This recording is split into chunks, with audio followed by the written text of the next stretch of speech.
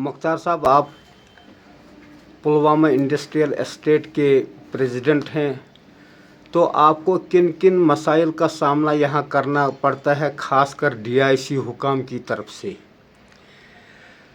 अस्सलाम वालेकुम रहमतुल्लाह।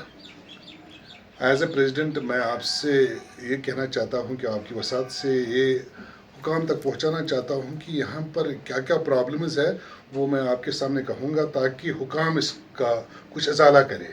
नंबर एक तो यहाँ पर जो इंटरनल रोड्स है, इंटरनल रोड्स यहाँ पर तबाह हो चुके हैं, बहुत ख़राब है।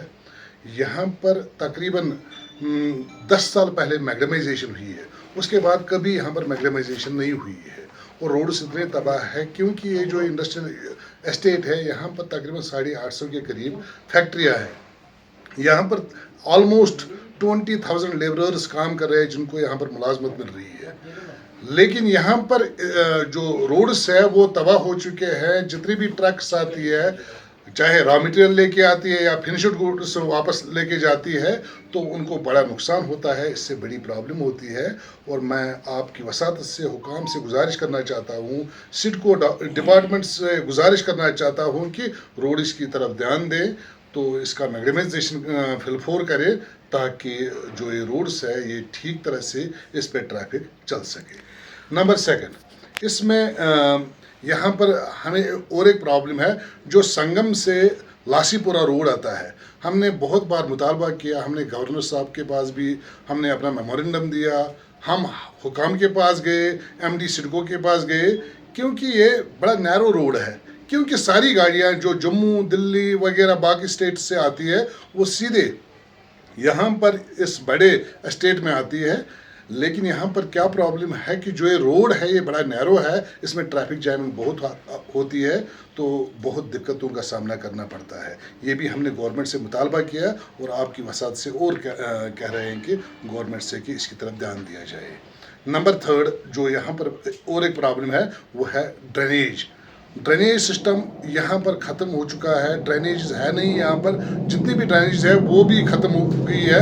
क्योंकि यहाँ पर क्या प्रॉब्लम है, यहाँ पर बहुत बड़ी प्रॉब्लम है कि जितना भी पानी, जब भी बारिश होती है, ज़्यादा बारिश होती है, जितना भी पानी यहाँ आता है वो सीधे फैक्ट्रियों के अंदर घुस जाता है। क्योंकि ड्रेनेज सिस्टम नहीं है तो पानी आए तो कहाँ जाए, तो ये तो सीधे फैक्ट्री में जाता है और फैक्ट्रियों को बड़ा नुकसान होता है। जितना भी वहाँ पर मटेरियल होता है, फिनिश्ड गुड होता है, वो तबाह होता है, तो उनका नुकसान होता है। नंबर थर्ड, हमने उनको कहा कि हेल्थ फैसिलिटीज़ यहाँ नहीं है। खुदा न ख्वास्ता कभी कुछ भी प्रॉब्लम हो सकती है फैक्ट्रीज़ में, क्योंकि बड़ी बड़ी फैक्ट्रीज़ है यहाँ पर मशीनरी से किसी का हाथ कट जाता है, किसी को चोट आता है, किसी को ज़ख्म लग जाता है। यहाँ पर कोई हॉस्पिटल की कोई सुविधा नहीं है। हम ये भी गुजारिश करते हैं कि यहाँ पर एक हॉस्पिटल होना चाहिए।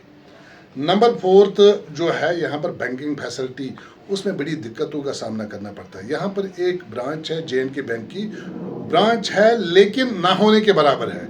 यहाँ पर इतनी बड़ी, इतना यानी कि करोड़ों में वो बिजनेस करती है, यहाँ पर सिर्फ 3 या 4 बंदे वहाँ पर काम कर रहे हैं। बड़ा अफसोस के साथ कहना पड़ता है कि हमने बहुत बार मुतालबा किया है, चाहे ग्रिड स्टेशन में लगा है, वो सब स्टैंडर्ड मटीरियल है। मामूली सा कोई कुछ होता है तो फॉल्ट आता है, दिन भर पावर चला जाता है, तो इसकी तरफ गवर्नमेंट ध्यान नहीं देती है कि ये क्या प्रॉब्लम है। हम इसकी तरफ भी आपकी वसात से कहना चाहते हैं कि इसकी तरफ ये ध्यान दें। मैं आपको ये कहूँ कि इसमें क्या है, जो हमारा इंडस्ट्रियल एस्टेट जो होता है ये सिडको डिपार्टमेंट के अंडर आता है, यानी कि यहाँ पर जो भी प्रॉब्लम होगी वो सिडको को ही करनी पड़ती है। यहाँ पर क्या है, ये हमें लेते हैं मेंटेनेंस चार्जेस 6,000 पर यूनिट पूरे साल के लिए, लेकिन वो मेंटेनेंस हमने कभी देखी नहीं है, कुछ नहीं करते ये लोग। यहाँ पर जो कुछ करना पड़ता है वो खुद ही करना पड़ता है, ये कुछ नहीं करते। यहाँ ना मैग्डमाइजेशन है, ना ड्रेनेज सिस्टम है, ना कोई मेंटेनेंस है, सब कुछ तितर-बितर है, सब कुछ बिखरा हुआ है। ऐसा मैं नहीं कह सकता हूँ, लेकिन मुझे वो पता नहीं है वो क्या कैसा करते हैं, क्या करते हैं।